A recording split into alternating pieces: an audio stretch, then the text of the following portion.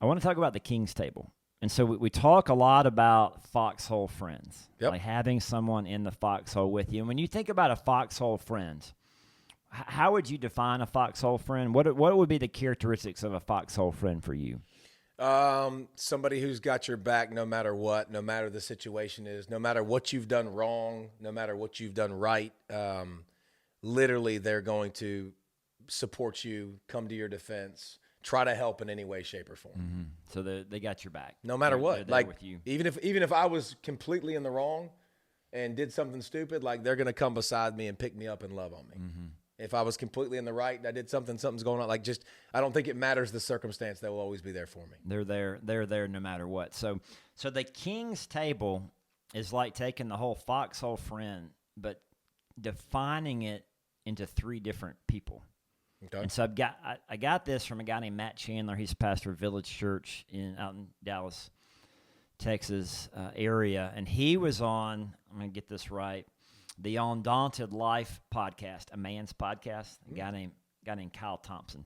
Okay. So they were talking about this idea of the King's Table, and it really intrigued me. And he's talking about we should get him on. King David. That's another guy. We get Matt Chandler on. Yeah, he would be good. Maybe we can get this Kyle Thompson on. Well, somebody to talk about it. Anyways, go ahead. My bad. Man's man kind of stuff. And so he's talking about the King's Table, and he's using King David as the example. And he used 3 different things, 3 different men that were in King David's life. And the first one is very similar to the foxhole friend. He said everybody needs a Jonathan. And so Jonathan and David were like best friends. They were kindred spirits. They were like buddies. And so we all need like a buddy you can count, similar to the foxhole friend. They're there for you no matter what. Like if you have something, like if something bad happens in your life, something bad happens in your family, who are you calling? Yeah.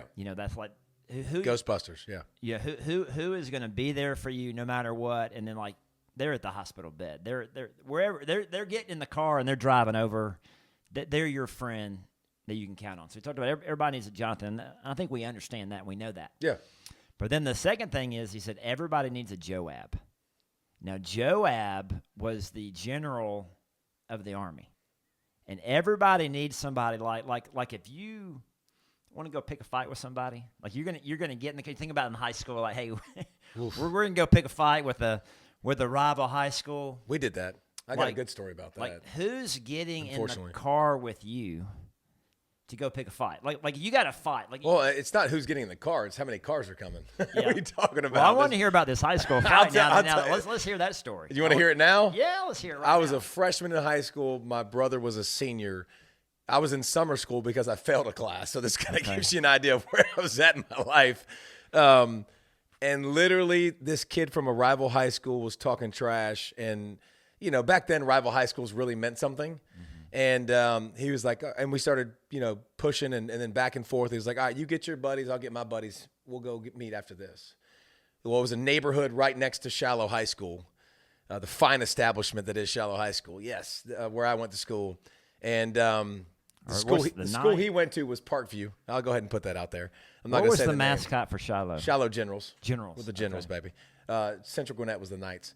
But he says, so I call my brother and I call my football friends. And when I say we had, I'm going to play it on the safe end. When I say we had 15 to 20 cars, at least.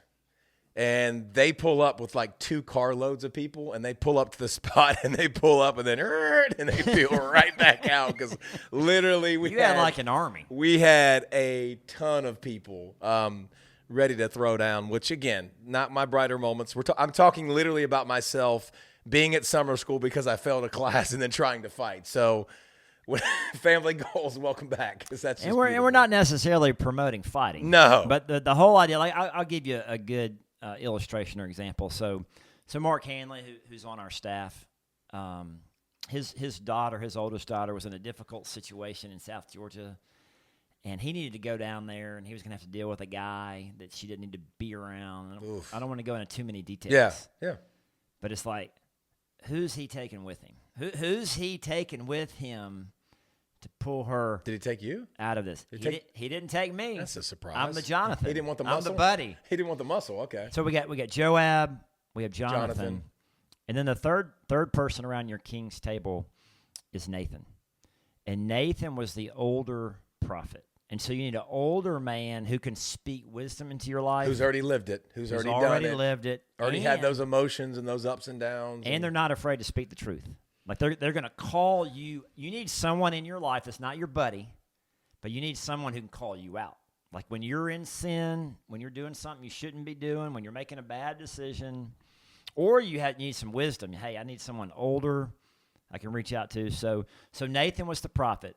And after David screwed up, the Bathsheba, Uriah. Yeah. So Nathan's the one that shows out and points his sin out to him. And so you need someone older in your life that you can give you some wisdom. Well, do you have anyone like that? 100%. But when you get older, I think you lose your filter as much. I can speak for my wife. Like her give a dang starts to bust as she gets older, and she cares less of what people think. And I don't necessarily think that person has to be older. I think that person, there's a lot of people, like, I'm going to shoot you straight. I'm not going to be the person that's going to make you feel good. So my mom calls me a lot of times about certain situations, and she kind of knows she's going to get the truth. And if you call me, I'm going to give you, I have another buddy that's going through all kinds of family stuff, and he calls me all the time. And he was like, I just know you're going to shoot me straight. And I'll be like, bro, this sounds like you need to do something about it. Like, this sounds like a you problem, not them. Because if he's pointing towards something they're doing, I might say, what about what you're doing?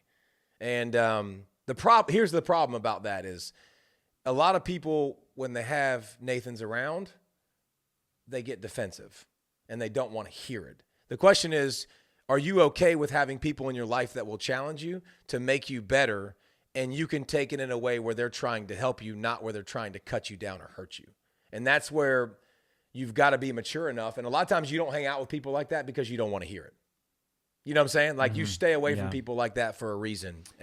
But those people are huge. And it may be where we can make our king's table whatever we want it to be. But maybe it's someone who it's our table, has the gift of prophecy, who's going to speak truth into your life. They're going to speak God's word into your life.